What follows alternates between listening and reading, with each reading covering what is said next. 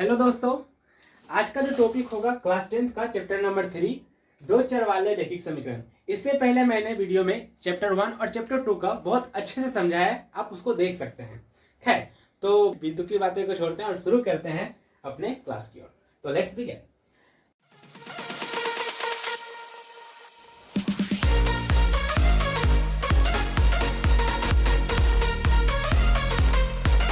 जैसे बात कर रहा हूं कि ये जो आपको दिख रहा होगा दो चर वाले रैखिक समीकरण के बारे में जो टॉपिक चल रहा है, पर इसमें रैखिक समीकरण तो होंगे, पर इसमें युग्म के बारे में बात करेंगे हम। युग्म यानी कि जोड़ा। दो चर वाले यानी कि कहने का मतलब आपको पता होगा, दो चर वाले कहने का मतलब ये दो चर होते हैं। पर हम इसमें क्या कर रहे हैं, हम युग्म के बारे में बात करेंगे, यानी कुछ इस प्रकार से क्वेश्चन होने वाले हैं, समझे। तो यहाँ पे युग्म यानी कि जोड़े के बारे में बात करेंगे। रैखिक समीकरण तो होंगे पर जोड़े में होंगे, और इनका आप लोग अच्छे से जानते होंगे इस्तेमाल ग्राफ में। आपने ग्राफ में अच्छे से आपने इस्तेमाल किया होगा, और उसी ग्राफ को छोटा सा एक रूप लेकर आए हैं। किस किस तरह से ग्राफ में रेखाएं बनती है उसका एक छोटा सा टर्म। तो इसको अच्छे से समझते हैं पहले, उसके बाद टिप देखेंगे। बाबू, क्या होता है जब a1 a2 b1 b2 not equal to हो, यानी कि a1 जो है b1 के बराबर ना होती हो, तो रेखाएं जो है आपकी प्रतिच्छेद करेगी, यानी कि एक पॉइंट पे काटेगी। एक पॉइंट पे ध्यान रखिएगा। और जब क्या हो कि a1 b1 और c1 दोनों तीनों आपस में बराबर हो, जब हम ऐसी बराबर वाली बात करते हैं ना, तो हमेशा क्या होती है, संपाती होती है, और रेखाएं क्या होती है, अनेक रेखाएं इस पे इंटरसेक्ट करती है। ठीक है, आगे बात करते हैं। ट्रिक के बारे में बाद में बात करेंगे, फिलहाल आप इसको देख लीजिए। जब क्या हो, a1 b1 के बराबर हो और c1 के बराबर ना हो, यानी एक तो बराबर हो जाए और दूसरे बराबर ना हो, तो ऐसे में समांतर रेखा गुजर जाती है। ठीक है, अब बात करते हैं ट्रिक के ऊपर, जिससे आपको ग्राफीय और बीजीय दोनों समझ में आ जाएंगे कि ये क्या होते हैं। चलिए देखते हैं फटाफट ट्रिक। तो ट्रिक कुछ इस प्रकार से लिया हूं कि एक आप समझिए, एक लड़का है, एक चुन्ना मुन्ना को लिया हूं, और एक लड़की है, और दोनों अपने प्यार का इजहार करती है। कुछ इस प्रकार से करते हैं कि ये दोनों के बीच में प्यार तो है, पर अकड़ू वाला प्यार, समझते हैं। नहीं आप झुकेंगे ना हम झुकेंगे, ऐसा वाला हाल है।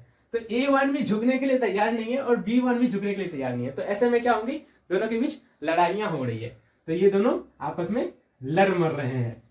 तो सिर्फ एक बिंदु पे प्रतिच्छेद ऐसा करेगी। समझ में आया होगा तो समझिए क्या बोले हम। तो ये एक बिंदु पर ऐसे प्रतिच्छेद करती है, और जब एक बिंदु पे प्रतिच्छेद करती है, ये तो समझ गए आप लोग कि ये प्रतिच्छेदी रेखा होगी। कैसी रेखा होगी बाबू, तो ये प्रतिच्छेदी रेखा है। खैर, प्रतिच्छेदी रेखा है पर एक बिंदु पे प्रतिच्छेद करती है, तो इसका मतलब इसका सिर्फ केवल और केवल एक हल होगा। तो मैं बोलूंगा केवल एक हल। ये क्वेश्चन पूछा जाता है एग्जाम में, केवल एक हल, इसके केवल एक हल होंगे। और जो केवल एक हल है ना, उसी का एक अगला नाम दे दिया है उद्वितीय हल। उद्वितीय हल यानी दो वो हल नहीं, सिर्फ एक हल, उद्वितीय हल इसी को बोलते हैं। खैर, आगे बात करते हैं।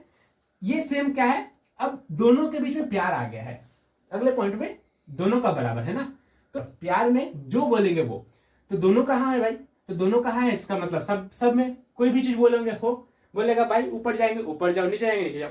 जैसे प्रकार से क्या होता है, इसमें अनेक हल निकल जाते हैं। तो इसको मैं बोलूंगा संपाती रेखा। ये कौन सी रेखा बनती है, संपाती रेखा, और इसमें अनेक हल बन जाते हैं, अनेक। ऐसे में क्या होता है, एक शायरी मुझे समझ में आ रही है कि यहाँ पे अनेक हल होंगी, पर एक शायरी मुझे समझ में आ रहा है इसमें से देखकर कि प्यार दोनों के बीच में हो चुके हैं।